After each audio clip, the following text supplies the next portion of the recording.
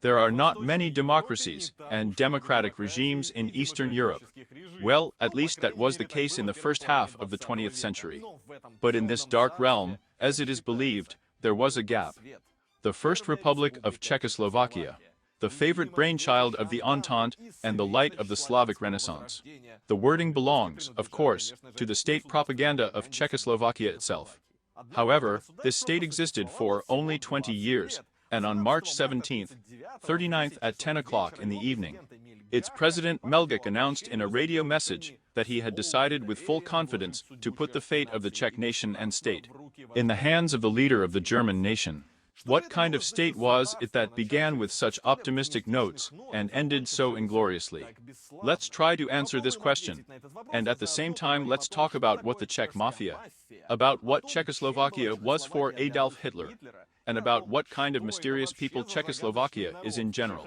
Hello everyone, I am Yegor Ziryanov, and you are on the Airfield channel, where we talk about the dead, about history. In 1899th year, the interest of the entire Austro-Hungarian Empire attracted the attention of one picturesque town in northern Bohemia.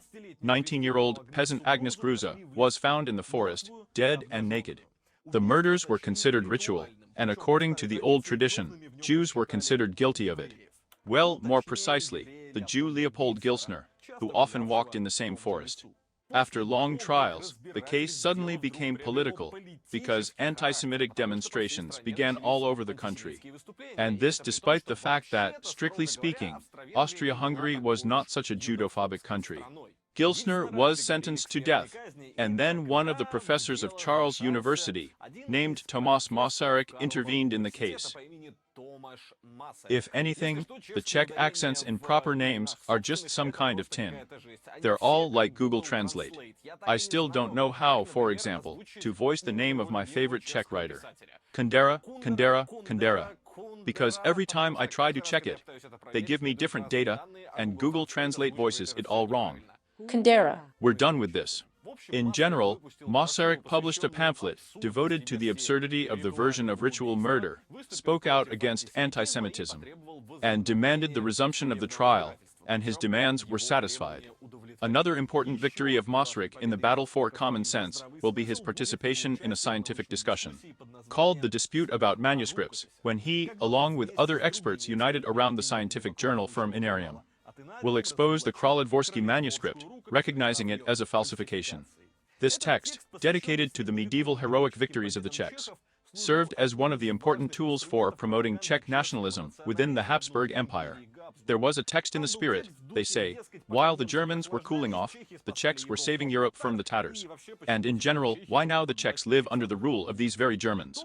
Tomáš Masaryk himself was a Czech nationalist who believed that patriotism does not tolerate lies. And it is this person who, literally out of nothing, by the 1914th year, will come up with a whole concept of the whole Czechoslovak state, considering the Czechs and Slovaks as a single people. And this is despite the fact that the only state that united all these Slavs on these lands was Great Moravia, a state that collapsed before Prince Oleg captured Kiev. And this was at a time when it was difficult to talk about any Czechs or Slovaks at all. In general, from now on, I think this video needs a clown counter. In any case, on November 14th, 1918, a new country really appeared on the map of Europe, Czechoslovakia, and it was quite an amazing event, because the map of Europe had never known anything like this before. Austria-Hungary consisted of completely medieval and essentially feudal regions. What is the Czech Republic? What are you talking about? The Kingdom of Bohemia, the Margraviate of Moravia, and the Duchy of Upper and Lower Silesia. Moreover, most of this Silesia, which was also once considered part of the Czech lands, was part of Germany, and, by the way, it will remain there. But the Slovaks did not have any area of their own at all. The Slovak lands were part of the Hungarian kingdom almost from the moment when this very kingdom appeared. And the local population identified themselves simply, well, as Slavs.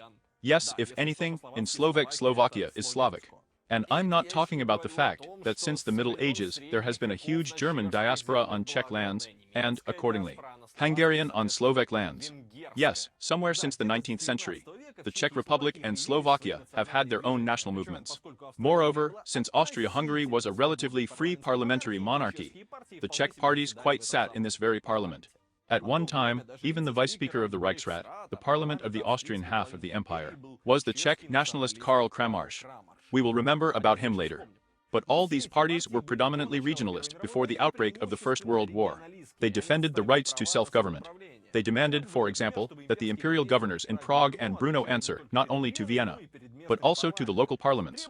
They demanded that the Emperor of Austria-Hungary be crowned as the King of the Czechs. But it did not occur to them to demand secession from the empire. And it did not occur to them to demand to unite with some Slovaks, for example. In general, there was a separate video about the collapse of Austria-Hungary, in detail about all this. Look, he is big, thorough, and examines this topic in quite detail.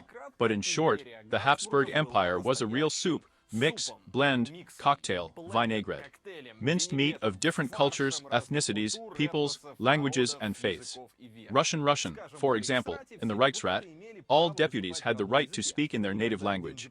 And when one deputy from Lviv declared that his native language was Russian, he was allowed to speak in Russian. In general, at the beginning of the 20th century, some seriously believed that Austria-Hungary was such an alternative for the Slavs. Austroslavism assumed that there is a bad Germany. Yes, there you need to learn German and walk in formation, eat sauerkraut. But there is the Russian Empire. It simply does not differ in excessive humanity. We will not be guided by it. But there is Austria-Hungary, and this is not a bad option, because you can even force Austrians to learn Czech, after all. A normal plan. Among the Austrians themselves, there were enough opponents and supporters of proximity with Germany.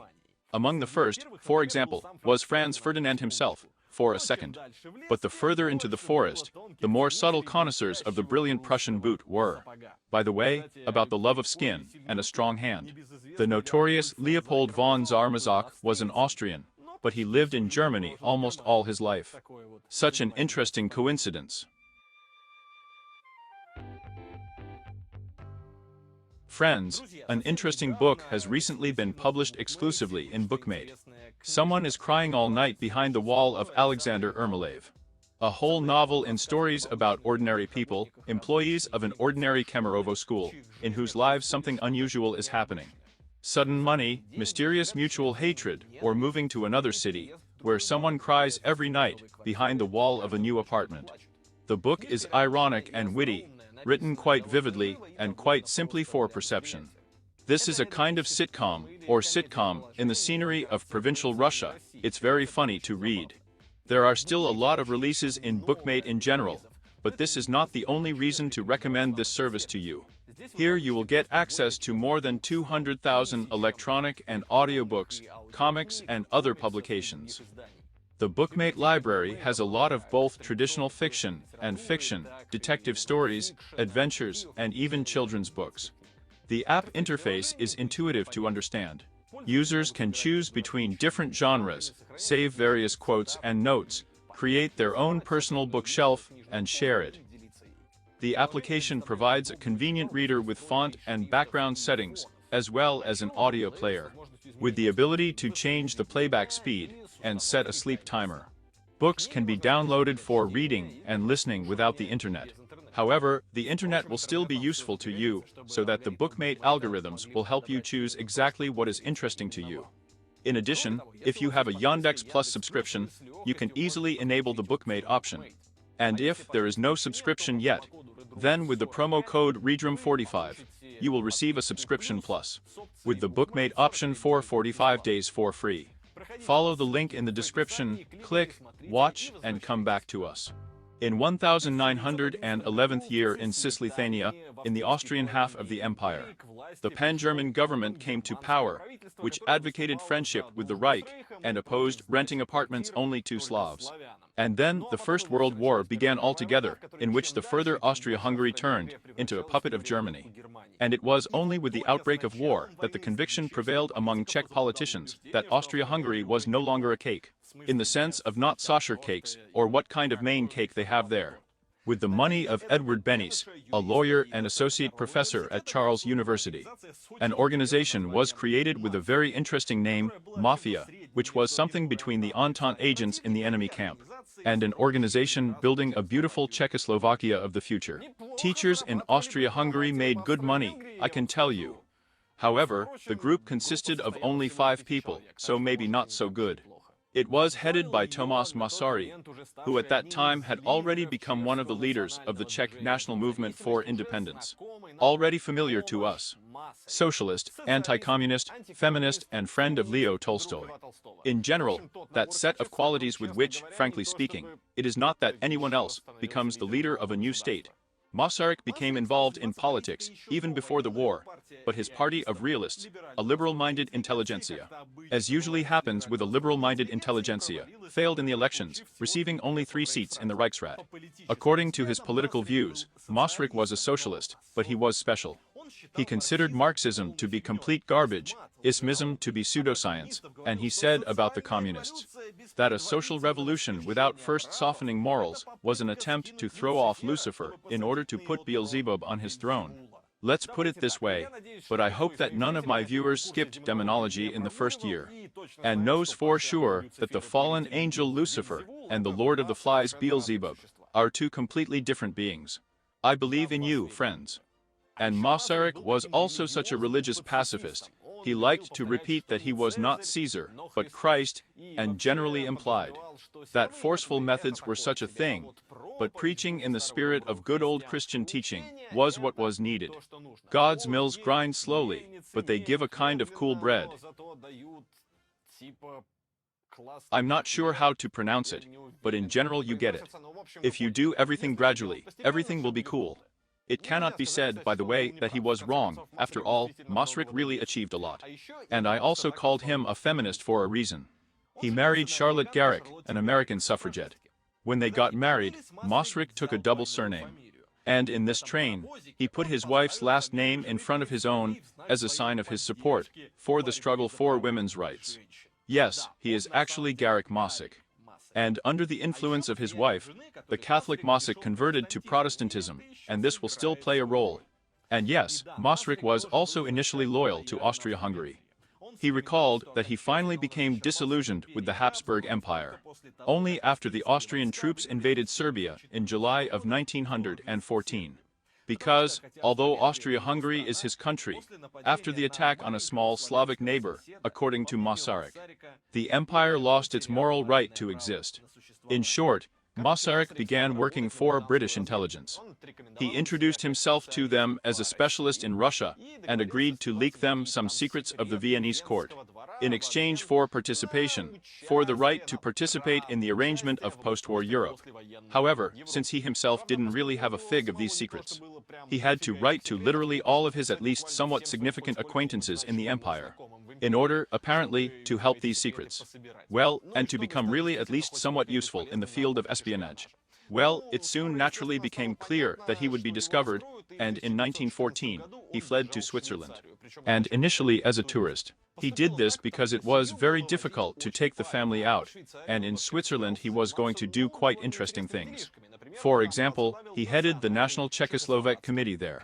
Well, his wife spent the whole war on the other side of the barricades in Prague, under the supervision of the Austrian police. As a result, Charlotte's wife got a depression with a lot of unpleasant side effects. Her daughter Alice went to prison. And her son died of typhus. Some kind of paper sleaze, to be honest. But at this time, Tomas in France was being pumped up to a national leader, for whose role it was actually possible to find more authoritative politicians, to be honest. For example, the same vice speaker of the Reichsrat Kramers most of all claimed such a role, but he believed that all Slavs should unite and live in a friendly, equal Slavic family in some one state. Well, there, for example, the Russian Empire. Well, not really. The idea was that after the war it was necessary to create a Slavic empire and include the Romanov state there, but without Russian domination. Kramers even sent his plan to St. Petersburg, to which the then foreign minister Sazonov wrote, and who will benefit from this? At least, this text is attributed to him in the archives. In general, Kramers decided to wait until the Russians entered Prague, but instead, one day the authorities entered his room. And then he himself entered a prison cell for a good 2 years. And when he was released in 1917, Kramers probably simply burned because he discovered that Masaryk had already become a universally recognized national leader. Yes, mainly because at one time, he guessed in time to reel in the rods and dump in Paris. And yet, it is possible to some extent, probably, to understand the Czechs and the Slovak, in which Masaryk offered his state, albeit a little strange, and Kramarz offered them at the same time. Well, you know, with the grace of God, the sovereign of all Russia, Moscow, Kiev, and so on, and so on. That's it. As they say, a state without a king, or a king without a state. I don't even know how to make such a difficult choice. Some kind of xerophobes and Russophobes, these Czechs of yours. But at first, Musk's National Committee was just one of the fucking lion movements that tried to bask in the global conflagration, which were fed, but no one took seriously. Until 1918, the issue of the collapse of Austria-Hungary remained a purely propaganda element. And the Entente did not want this collapse. Someone really needs a dozen disparate states with territorial claims to each other to suddenly appear in the middle of Europe. This is, well, clinical idiocy. Somehow, in general, maybe someone needs instead of one state, waltzes, caffeine, and crispy boules. So Fontanta simply used Chekhov as spies, and as a human resource. The National Committee was allowed to recruit its armed forces, the famous Czechoslovak Corps, from Czech prisoners and representatives of diasporas. By the way, a strategy has recently been released about him here, right in the comments who has already played. Well, really, I'll just be grateful myself. So, let's be brief. In general, there were 3 of these buildings, in Russia, in France, and in Italy. The most numerous and problematic was, of course, the Russian one. Petersburg allowed him to be created, but looked at him with caution, and, you know, 4 connections with all sorts of Masaryks there.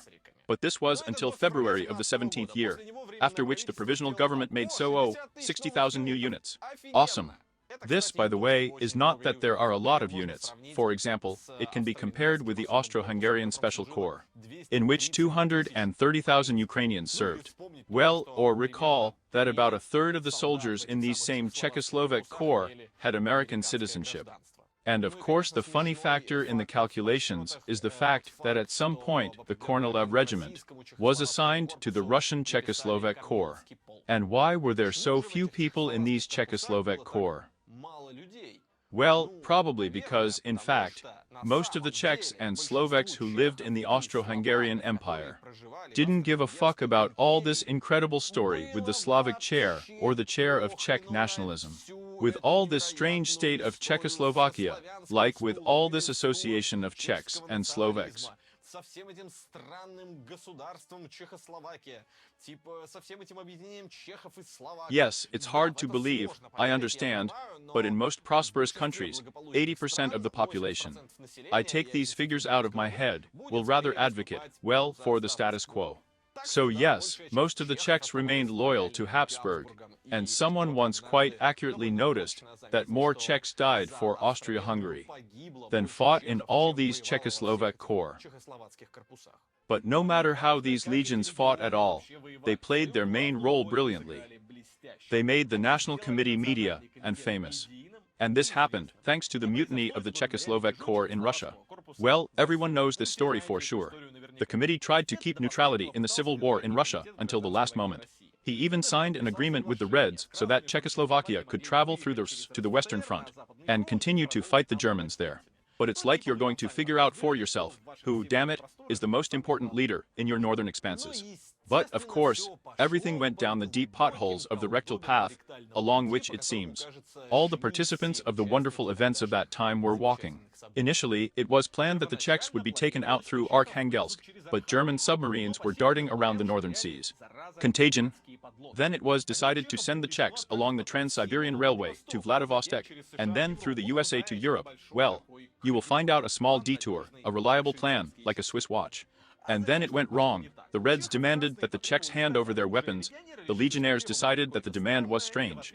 And in response, they seized first Samara, and then all the settlements along the Trans-Siberian, handing over power in the occupied territories, almost half of Russia, to the anti-Bolshevik forces.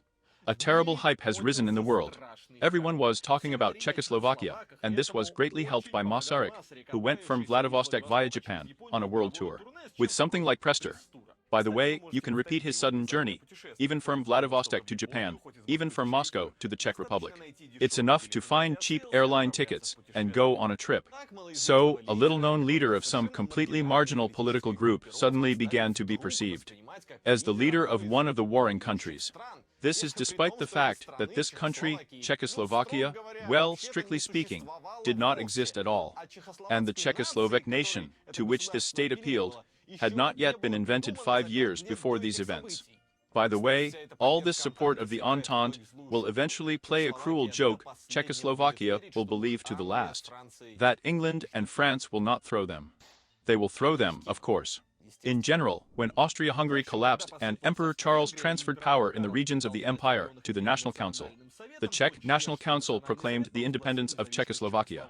Masaryk was elected the first president of Czechoslovakia in absentia, well, simply because he already had the image of a national leader and, generally speaking, a personal professional army, the very Czechoslovak legions, in short, and the carrot, and where without it is the whip.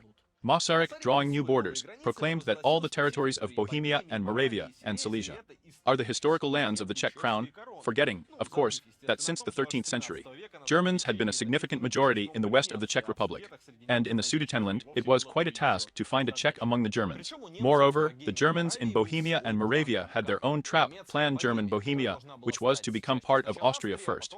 And then, well, if there was still some fuss, if a little lucky, then Germany.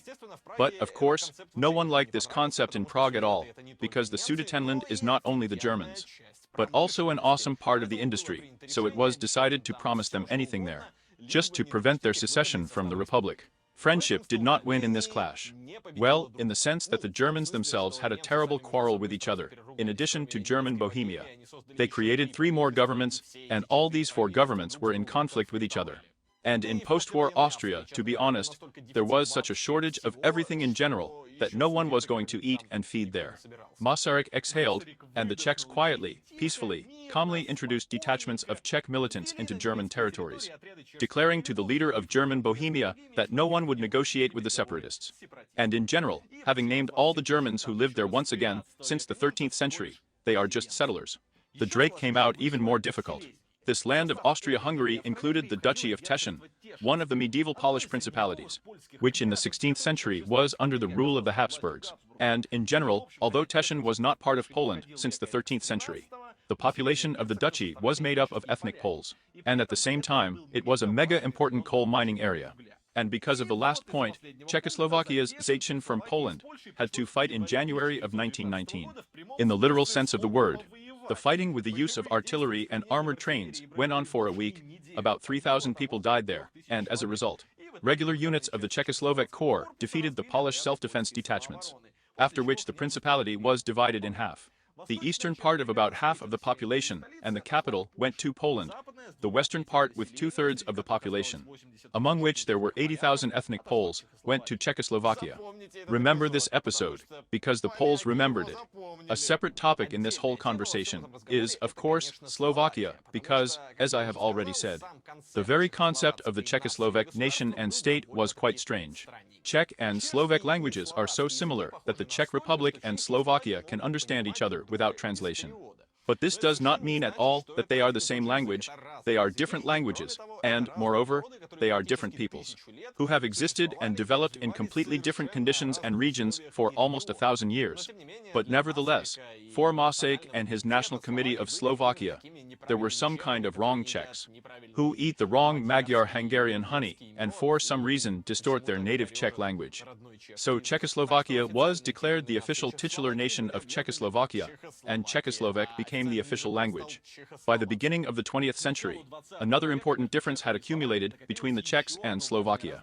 Czechs as part of Austria, plus or minus, were incorporated into political and economic life. There was its own bourgeoisie, its own industry, its own party, and Slovakia, as part of Hungary, remained a poor agrarian suburb, where its national movement was not particularly developed, so in any case, the Slovak was assigned the role of a subordinate in this alliance. But even if we put aside the very idea of God, forgive the Czech Slovakianism, it still turns out to be a rather strange picture. Especially if you look at how the new borders were cut, which they did as if on an ethnographic basis. As a result, they cut off the territory with the Slovaks and with the Hungarians. because Hungary was also part of the defeated country in the First World War and the ancient residence of the Hungarian kings Posen, modern Bratislava, where 15% of all Slavs lived, and Transcarpathia. There were no Czechs and Slovaks there at all, but Masaryk said that the ruins and Ukrainians living there somehow are not ready to build their statehood yet, so they will also be Czechoslovaks. As a result, it turned out to be just an amazing state for a state that claims to be a national one. Slightly less than half of the population are Czechs, 49.5%. Then, there are Germans, 23%. Then Slovakia, 21%. A few percent of Transcarpathian Ukrainians. And little things. In short, it turned out Czecho-Germany. Well, you know, such a country where newborn babies are bitten in a barrel with light lager. And the dead old people are floated on rafts along rivers of dark unfiltered. Czech Germany with the state system turned out to be very interesting too. Nominally, Czechoslovakia was called the stronghold of democracy in Eastern Europe.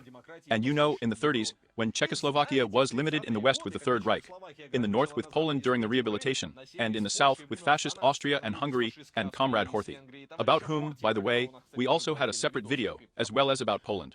Well, there were some reasons for that. At the same time, Czechoslovakia had, of course, its own leftists, and its own right-wing radicals, and at the same time quite strong.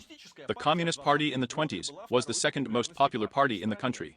Then, however, in the USSR, every interesting galaxy of events began in the form of collectivization, famine, and Stalinist repression, as a result of which the rating of communists abroad somewhat subsold. There were also fascists of their own, focusing on Italy, and the leader of the Czech fascists was General Radala Gaida, who headed, for a second, the general staff. But with all this, until the 38th year, the slide into dictatorship was avoided. Well, I mean in a complete dictatorship. Because theoretically Czechoslovakia was, of course, a parliamentary republic, but in fact it was the president, elected by parliament, who concentrated most of the power in his hands. In 1918, as I have already said, Masaryk was elected interim president, while Kramaric was still acting, and having full power at that time. But then, in 1920, when Masaryk's state institutions and democratic views had already started working, for some reason, they did not prevent him from running for 3 7-year terms in a row. For Mask, they even made an exception, not with the constitution, well, because it's Masaryk, he's so cool. And in general, somehow suddenly it turned out that all 3 times he did not have much competition. The only major alternative was the head of the Communist Party, Klement Gottwald, but a completely odious type, who openly supported the most cannibalistic ideas of Comrade Stalin, and with whose arrival in the leadership, the rating of the Communist Party fell from 13% and second place in parliament to 10% and 5th place. In short, it is clear why he was made a sparring partner of Mr. President. And there was Hale. In general, Prague Castle is such a Czech analog of the Kremlin. Well, the Grad was an organization of the media, scientists, and all sorts of intellectuals who supported Masaryk.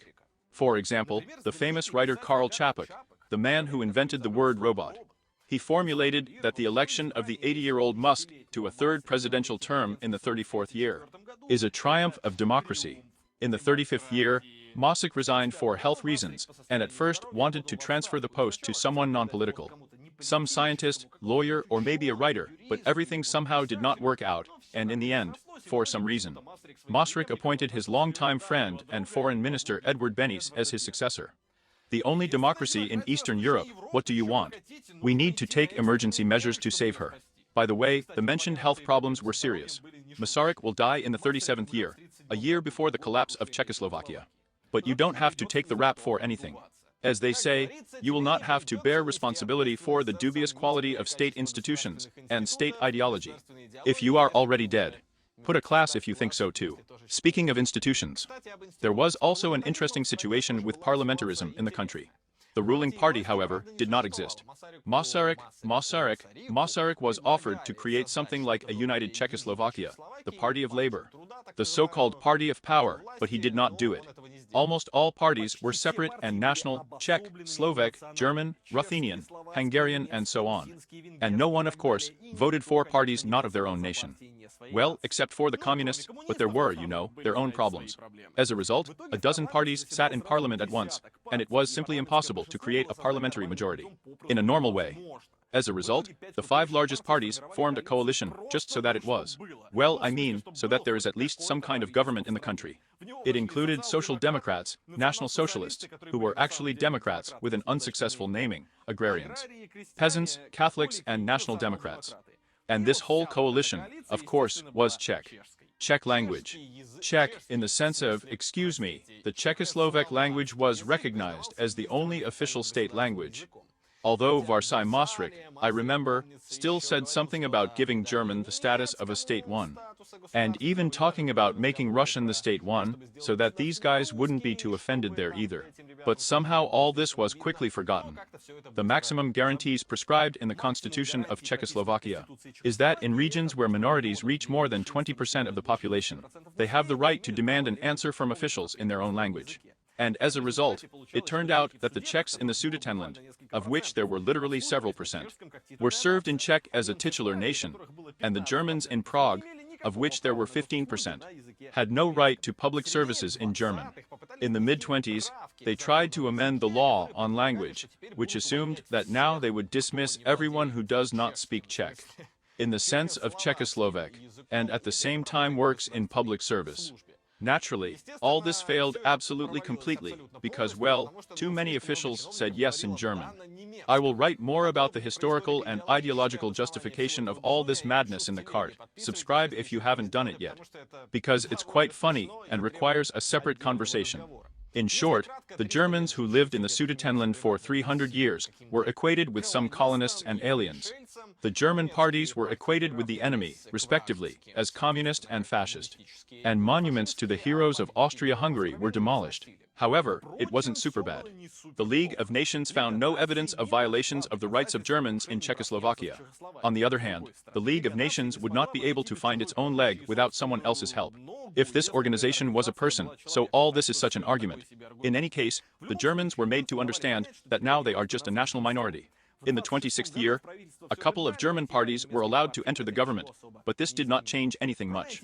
In addition to anti-Germanism, Czechoslovakia preached the idea of the love of freedom of the Czechoslovak people, with all their Hussites, peasant uprisings, and passion for freedom. So Czechoslovakia became a field for the most radical social reforms in Europe outside the USSR. And I'm not so much about the introduction of an 8-hour working day, as about the good old take away and divide. Especially since they were mostly taken away from landlords, who were mostly Germans and Hungarians, which means slam the mittens. Now it's the property of the Czechoslovak Republic, the most democratic and republic in Eastern Europe. And of course, a fan of the Hussites, participants in the religious wars in Europe, who changed his faith to Protestantism, Maastricht, really wanted to be, you know, against Catholics. So he proclaimed the slogan "Away from Rome." There was one tiny thing like this, quite microscopic, such a nuance. What a nuance of a Susheka. Such a nuance of a Sulik, like this. In 1918, the population of Czechoslovakia consisted of 95% Catholics. Plus, the Catholics of Slovakia, and so, it seems, were not sure that they were on their way with this strange state. And then there's this. As a result, the local separatists were expected to be led by a Catholic priest. So, a relatively democratic country torn apart by ethnic contradictions, with an elderly leader at the head. It turns out that the former piece of Austria-Hungary, in a sense, he created Austria-Hungary for himself at home. But the Habsburg Empire, you know, was a great European power, and Czechoslovakia was much smaller, weaker and poorer. And it was also surrounded by a lot of rather evil neighbors. In the 31st year, the Great Depression worsened everything. A third of the German population has lost their jobs. Actually, it was not only the Germans who lost, but then there was talk that it was the Czech Republic that was taking jobs away from Germans, Slovaks, and Ruthenians. And by the way, it cannot be said that these conversations were completely groundless. Naturally, the renaissance of German right-wing radicalism began. Branches of right-wing German parties in general have been in the country before, but in the 33rd year, the front of the Sudeten German homeland of Konrad Henlein appears. Later, this front would become the Sudeten German Patriotic Party. Geilein was 35 years old at the time, and he was quite an interesting character. A veteran of the First World War, who was captured in her care and got carried away there. Gymnastics? From his gymnastic clubs, which became famous throughout the country, his cug grew up, well, with all the necessary ideological attributes, with German nationalism, Völkischer, and that's it all. In short, guidelines, students could not only turn the sun on the horizontal bar, but also greet him. In general, we have a charismatic leader who has a brigade of nationalistically charged jocks and a huge popularity. What could possibly go wrong? Interestingly, Henlein did not position himself either right or left. He said that he was simply defending the interests of the Sudeten Germans. But of course this is not true, but in the sense of his views, everything is super obvious. The strategy turned out to be a winning one. In the 35th year, the Sudeten Party won 15% of the votes nationwide, 44 seats out of 300 in the lower house and 23 in the upper, after which it refused to take part in the ruling coalition. Beneš was actually ready to meet halfway, and was even going to hand over to the judge the long-awaited rights to self-government. But he did not take into account the fact that Henlein did not need Czechoslovakia at all. In the 37th year, Hitler bluntly stated that his goal was to return your native harbor to the court. Goebbels' propaganda began to promote the thesis that the Germans, the indigenous population of the Sudetenland, did not want to stay in Czechoslovakia, and all this propaganda was quite effective. Until the 35th year, Czechoslovakia, for example, in England, was considered a bright spot of democracy in the region. And it was unequivocally supported in disputes with the same Reich, but now the thought arose. Or maybe it's not worth interfering in their internal showdowns. British Prime Minister Neville Chamberlain put it this way: this is a dispute in a very distant country, between people about whom we know nothing. In the 38th year, under the pressure of curators from the Reich, all the German parties of Czechoslovakia became part of the Henlein Party. Then there was the Austrian gateway, and then it was time in court. In the same year, the Sudeten Party put forward its program at the Congress in Karlovy Vary.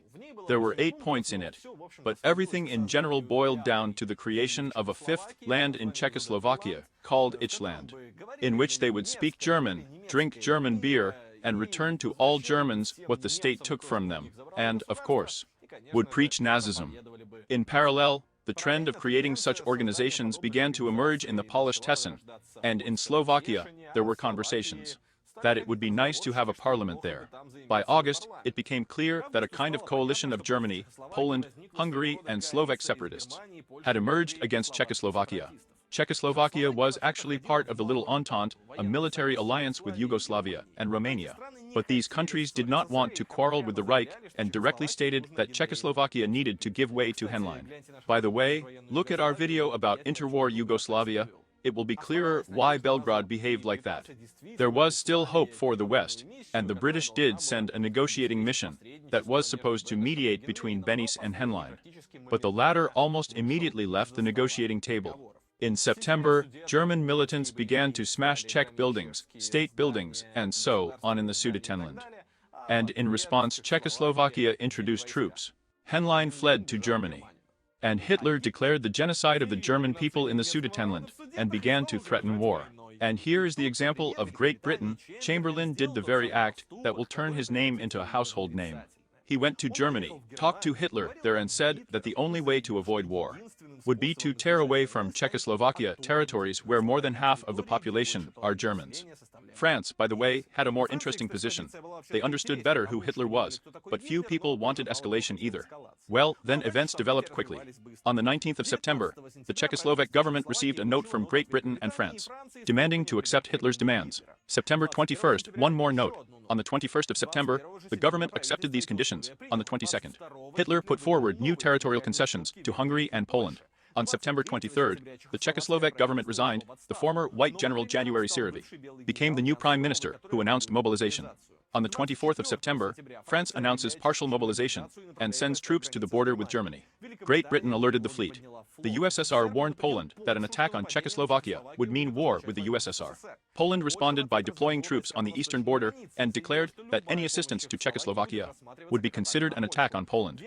Hungary was deploying troops on the border of Czechoslovakia, and, it seems, a new war was beginning right now.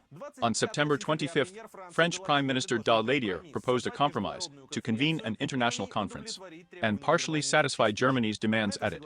Both Hitler and Czechoslovak President Beneš agreed to this, because no one wanted to fight yet. On the 26th of September of the 38th year, Hitler makes a speech in Berlin and declares that the Sudetenland is the last territorial claim that he should put forward in Europe. The meeting, as we all know, happened in Munich on the 29th of September of the 38th year, and went down in history as the Munich conspiracy. Suddenly it turned out that at the conference, out of the initially announced 8 participants, there will be only 4 parties that make decisions. These are Italy, Germany, France, and England. But the USSR, Poland, Hungary, and Czechoslovakia itself, no one seemed particularly interested in their opinion. This is ridiculous, because Czechoslovak diplomats even arrived in Munich, but they were not invited to the meeting, and simply handed them the results after the fact. The results were as follows: Czechoslovakia is obliged to evacuate the Sudetenland by the 10th of October. On the 30th of September, President Benes gathered the government and the generals for emergency meetings. Whether it was necessary to fight or not, England and France were not going to support Benes. The support of the USSR would have drawn Poland into the war, on whose territory the Red Army would have to move. And the general staff in Prague did not believe in the real strength of this alliance against Germany, Poland, and Hungary. And the USSR itself, both for Maastricht and for Benes, was a very dubious project, in general. They did not really believe in it. Although Czechoslovakia was one of the first European countries to establish normal diplomatic relations with the USSR. As a result, the MIT of Czechoslovakia formulated its answer as follows: we will make a decision that was made against us, and without us. On October 1st, a rally of thousands of people against the surrender took place on the streets of Prague. The communist leader Gottwald and the leader of the Czech fascists, Haida, called for distributing weapons to the people and resisting. And President Benes was asleep at that moment. No, seriously, he didn't sleep for more than a day during Munich, so after agreeing to surrender, he just passed out. And this is such a, beautiful romantic picture that he likes to remember. The president is sleeping while there, so the patriots demand not to surrender the country. But we must understand that all these patriots were terrible populists who had quite little support, and in general, what they promised there is absolutely not important. They could promise absolutely anything. Immediately after Munich, Hungary and Poland naturally expressed similar claims against Czechoslovakia. And these claims were also satisfied. As a result, the country lost 5 million people and 41,000 square kilometers of territory and half of its economy. More than 100,000 Czechs and 30,000 Germans fled from Sudland. However, as part of the Reich, the Sudeten Germans were still considered the most loyal, and the region was the most pro-Nazi. On October 5th, Benes resigned, Siravi became the new president, and in November elections were held, which Emil Gaha won. He was a well-known non-partisan lawyer, so well-known and so non-partisan, that at one time, he was offered to replace Maastricht. Well, when they wanted, to make the president as apolitical as possible in Czechoslovakia. As we remember, in the 35th year, the idea of a non-political president turned out to be not working. But in the 38th year, in general, the political Catholic Gaha seemed to be an excellent option. Against the background of all the outrage that had come before him, the Second Republic, as it is called by Czech historiography, lasted only 6 months, but with a spark. The country was turned into a federation with equal members. Democracy was blamed for the collapse of the First Republic. Communists were banned. All parties were merged first into 2 and then into 1. The president was given such powers that parliament was no longer needed at all, and as a result, the country almost turned into some kind of fascist corporate state with the division of citizens into 6 estates. None of this was at all important, because the plan for the annexation of the whole of Czechoslovakia in general began to be developed in Berlin immediately after Munich. Gacha satisfied more and more German demands, including restrictions on Jews and cooperation with the Gestapo. And then the Führer got tired of all this, and on the 14th of March of the 39th year, the Wehrmacht crossed the border of Czechoslovakia. Stunned by this, Gach flew to Berlin, where he was told that the Führer had decided to annex Czechoslovakia, and that the resistance would be broken by force of arms using all means. Well, then what happened was what I started this video with. Bohemia and Moravia became autonomous within the Reich, Slovakia declared independence, and the Carpathian Ukraine also tried to do it. But this initiative was almost immediately suppressed by Hungarian troops. Benes, the last president of the First Republic, managed to figure out where the wind was blowing from. And already in the 38th year to escape from the country after all, because, well, you can't drink experience.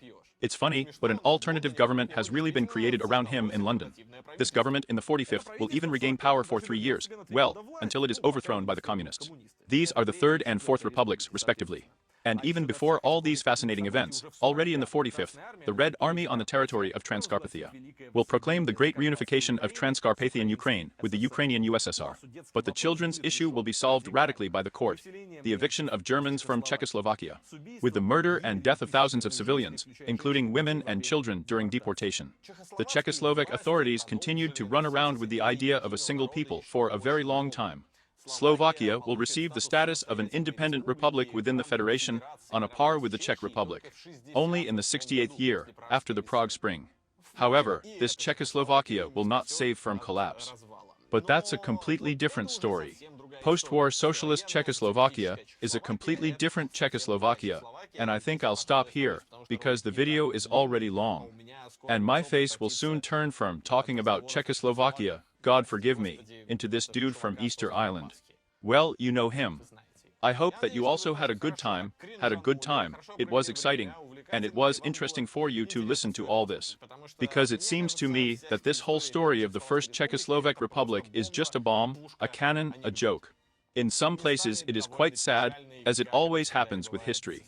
Put likes if you were interested, subscribe to the channel so as not to miss new videos, and if you want to support us.